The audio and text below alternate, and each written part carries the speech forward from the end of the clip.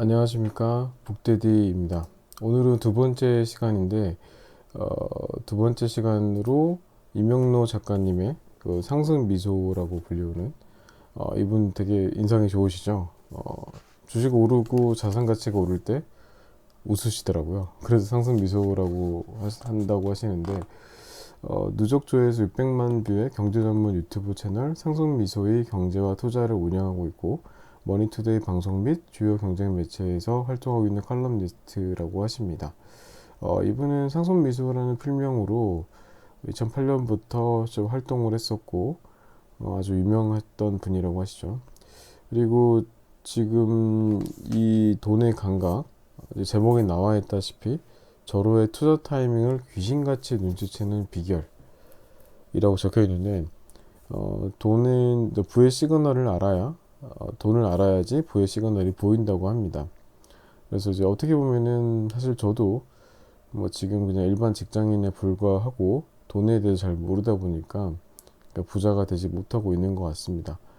그래서 어떻게 여기 적혀 있는데, 그 전문가의 말만 믿고 매번 최고가의 집을 사고 주식 사는 월급쟁이들 읽으라고 돼 있더라고요. 그리고 또 투자 타이밍 몰라서 우물쭈물하다가 시기 놓치는 초보 투자자들, 그리고 정확한 데이터를 기반으로 경제를 쉽게 이해하고 싶은 사람들, 이런 사람들이 한번 해보라고 되어 있습니다. 사실 그래서 저도 이 책을 꼭 읽어봐야겠다 생각해서 읽게 되었고, 읽다 보니까 정말 두 번, 세 번 읽어도 될 만큼 추천해주는 책이라고 보여집니다. 이거는 정말 돈에 대해서 공부하기 정말 좋은 책이고, 감각을 기르기 정말 좋은 책인 것 같습니다. 저 보면은 여기 제가 사진으로 그 영화 돈에 나오는 주연들의 사진을 가져다 놨는데, 보시면 다 얘기를 하죠. 돈 벌고 싶어? 갖고 싶어? 이거는 범인을 잡는 거지만, 어쨌든 다들 이제 뭐 표현하지 않지만 돈을 다들 갖고 싶지 않습니까? 그러면 돈을 알아야겠죠. 지피지기면 백승백승이라고 했듯이, 제가 지난 3월에 영화관에서 그 포스터 앞에서 찍었던 사진인데, 돈을 벌 수 있을까요? 저도 좀 돈을 많이 벌고 싶네요. 네. 많이 벌고 싶고 평범한 직장인으로 살아서 부자가 되지 않을 거라는 생각을 하고 있습니다. 로버트 키요사키의 부자 아빠 가난 아빠 책에도 나오죠. 그냥 월급쟁이로 살아서는 절대 부자가 될 수 없다. 자산가라든지 아니면 사업가가 되어야 된다라고 얘기를 하고 있죠. 정말 맞는 것 같습니다. 네. 자, 그렇다 그러면 돈이란 무엇인가? 돈은 뭘까요? 돈은 덜고 도는 것, 그렇죠? 그냥 뭐 어떻게 보면 회전이 돈이 돌아야 뭐 통화량이 늘고 경제가 좋고, 뭐 사람들 지갑에 돈이 있어야 뭐도 뭐 사 먹고 뭘 사고 이럴 텐데, 요즘은 그렇지가 않는 것 같죠. 사실 보면은 뭐 이렇습니다. 그냥 월급은 적고 쥐꼬리만 하고 별로 안 오르고, 그리고 이제 물가 상승률은 높고, 그러다 보니까 뭐 한번 외식을 하기도 힘들고 항상 스쳐가는 월급이죠. 그러다 보니까 이제 저도 이제 통장에 플러스가 아니고 거의 마이너스일 경우가 많은데, 좀 그러네요. 돈이 좀 저한테도 좀 돌았으면 좋겠습니다. 남한테만 돌리는 것 같은데, 저한테도 돈이라는 것이 스쳐 지나가지 않고 머물렀으면 좋겠네요. 네. 자, 그러면 돈의 역사를 일단 우선 알아볼게요. 돈은 처음에 뭐였을까요? 처음에는 당연히 물물 교환이었겠죠. 그러다가 이제 너무 무겁잖아요. 그러니까 예를 들어 그 물건 무겁기도 하고, 그다음에 고기 같은 것들을 보관할 수도 없잖아요. 그러다 보니까 간편한, 좀 희귀하면서 좀 간편한 작은 조개 껍데기나 이쁜 돌 같은 거 가지고 교환을 했었죠. 그러다가 이제 금이랑 은으로 넘어갔었고, 금속으로 넘어갔지만, 근데 금, 은 같은 경우도 부족하잖아요. 땅의 매장량이 부족하고 사람들의 인구가 늘어나고 욕망이 높다 보니까 이걸로 부족하죠. 그러다가 이제 종이화폐로 넘어가게 되었습니다. 종이화폐로 넘어가게 되었고, 종이화폐에서 발전돼서 지금은 신용카드, 신용이라고 뒤에 얘기 나올 텐데, 신용하고 부채가 되게 된 거죠.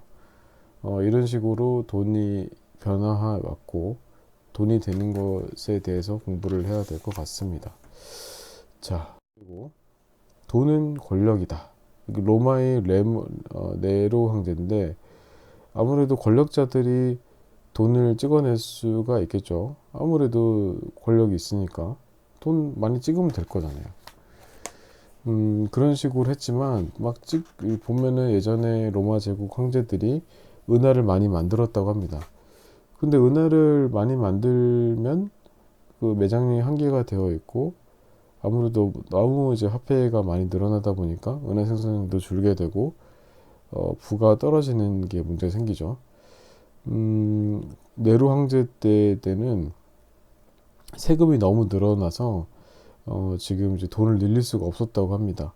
그래서 은의 양을 줄이기 시작했대요. 그러다 보니까 사람들이 이걸 알다 보니까 옛날 은하는 정품이니까 양이 그대로니까 그걸 보관을 하고 새로 나온 은하들은 은 양이 부족하니까 그 은하들을 숨겼다고 합니다. 그런 식이 됐던 거죠. 그러다 보니까 인플레이션이 발생을 한 겁니다. 인류 역사상 최초의 인플레이션인데 여기 보시면 그 은하 하나가 사과 하나의 값어치였다 그러면 은하를 그러니까 이제 막 찍어냈잖아요. 은하를 이제 양 함량을 줄여서 통화량 막 증가를 시키다 보니까 돈의 가치가 하락이 돼 버린 거죠. 그러니까 예를 들어서 은하 3개가 있어야 사과 하나를 살 수 있는 거죠. 돈의 가치가 하락하고 물가가 상승된 거죠. 왜냐면은 자산들은 이런 물건들은 그대로 있잖아요. 양이 늘 수가 없고 돈만 늘어났으니까 값어치가 떨어진 거죠, 돈이.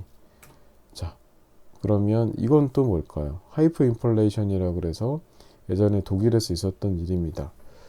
독일에서 일단 제1차 세계대전이 끝나고 이제 프랑스에 이제 배상금을 줘야 되지 않습니까? 그러다 보니까 줄 돈이 없는 거예요. 세금을 막 거둘 수도 없고 패전했는데 그래서 그냥 돈을 찍어서 주자. 그래서 그냥 인쇄기에 넣어서 막 돌린 거죠. 그러니까 돈이 막 넘쳐나니까 어떻게 됐을까요? 막 찍어내다 보니까 커피 한 잔을 마시는데 수천 마르크가 필요했다고 합니다. 그리고 이제 계속 올라가니까 물건을 팔 수가 없는 거예요. 가격이 너무 이제 돈의 가치가 떨어지니까. 그러다 보니까 이 지폐들을 그냥 불쏘시개로 쓰고 애들이 모여가지고 그냥 장난감으로 쓰고 이랬다고 합니다. 근데 이제 이런 현상들이 지금도 재현되고 있는 거죠. 이제 근거 없이 막 찍어대는 거죠.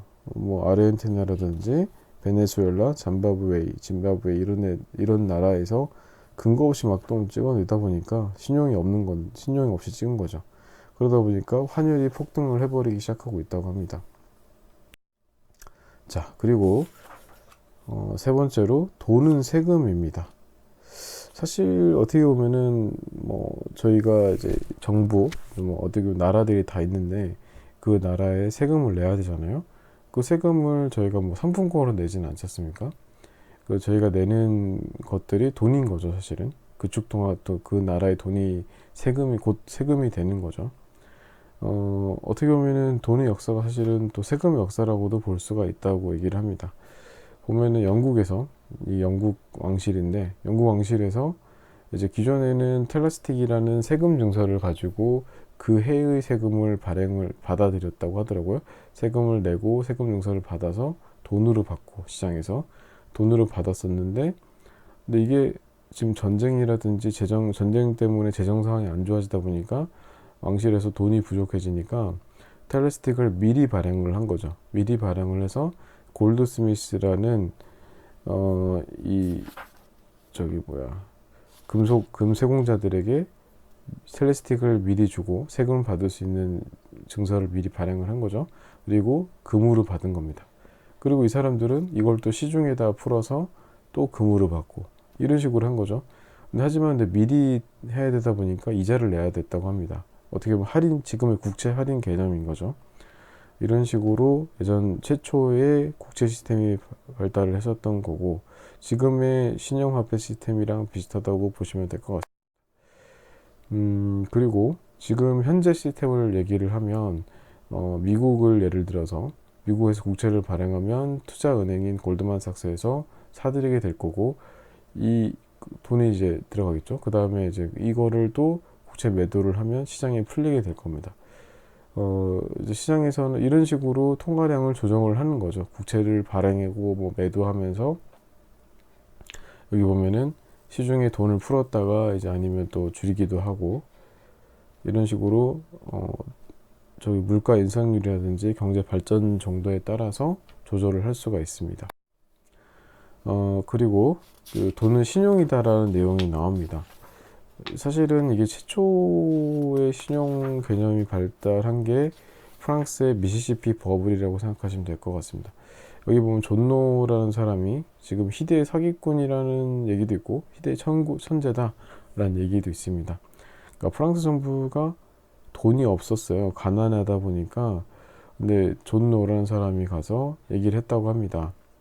노얄뱅크라는 은행을 만들 테니 국채를 발행해라. 그러면 국채를 내가 사드리겠다. 그러면 국채를 담배로 10배의 은행권을 발행을 하겠다. 그러면 은행 시장에서는 이 은행권을 세금으로 납부하는 거죠. 이런 식으로 처음에는 국채가 뭐 예를 들어서 100 정도가 있었다 그러면 10배니까 1000이 되는 거고 10배의 신용이 창출하게 된 거죠. 그리고 노얼뱅크에서 이제 그 은행권을 발행하다 보니까 여기 주식이 좀 엄청 천정부지로 가격이 올라갔다고 합니다. 그런데 계속 천정부지로 올라가다 보니까 시장에서 사람들이 의심하기 시작한 거죠. 과연 내 돈을 받을 수 있을까? 돈이 있는 걸까? 그런 의심 때문에 한두 명이서 이제 처음에 돈을 찾아가는 건 상관이 없지만 그런 의심이 확대가 되면서 동시에 여러 사람들이 가서 돈을 달라고 요구를 했습니다. 그런데 한꺼번에 많은 돈을 다 줄 수가 없죠. 그러다 보니까 뱅크런이 생겼고 프랑스는 파산을 하게 되었습니다. 네, 그런 식으로 역사가 흘러갔다고 합니다.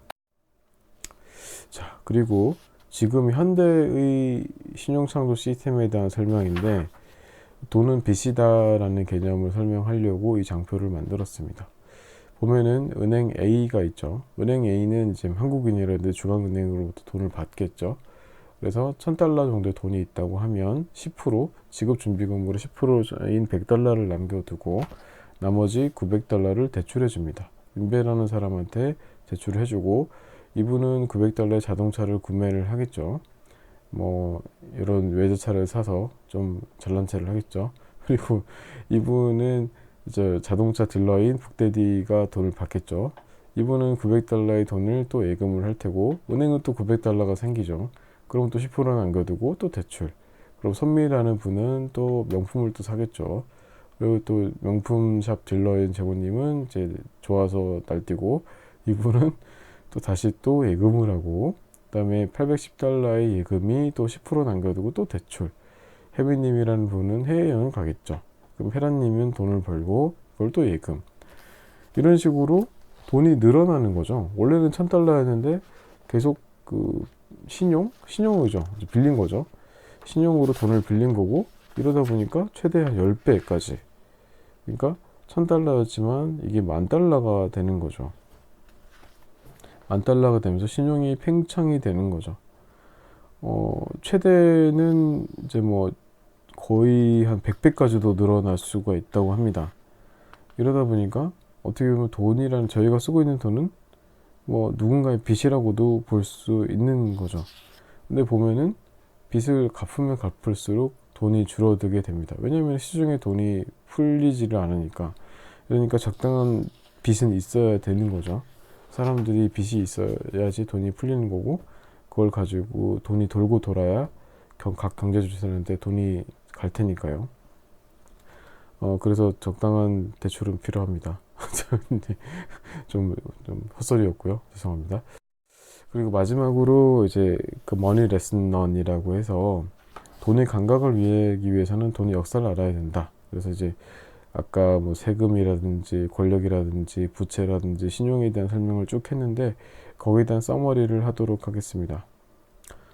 첫 번째로 경제는 곧 돈이라고 말을 할 수가 있죠. 경제가 활성화되려면 돈이 많아야 된다. 그리고 경제를 잘 돌아가게 하려고 하면 첫 번째로 돈을 많이 공급해야 됩니다. 양적 완화를 해서 돈이 물론 이게 너무 많이 공급하면 하이퍼 인플레이션이 생기겠지만 그리고 돈이 순환되게 해야 된다는 거죠. 사람들이 자기가 가지고 있는 돈을 자기만 가지고 있던 집에 놔두면 안 되겠죠.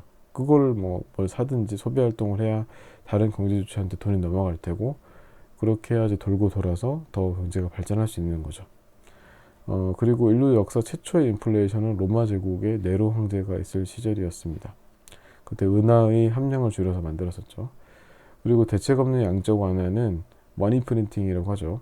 하이퍼 인플레이션을 초래한다고 합니다. 예전에 독일의 사태, 지금 현재 이제 남미에서도 똑같은 현상이 반복이 되고 있고 역사는 반복됩니다. 이 부분에 대해서는 좀 항상 경계를 해야겠죠. 그리고 신용화폐 시스템의 비밀이 뭐냐?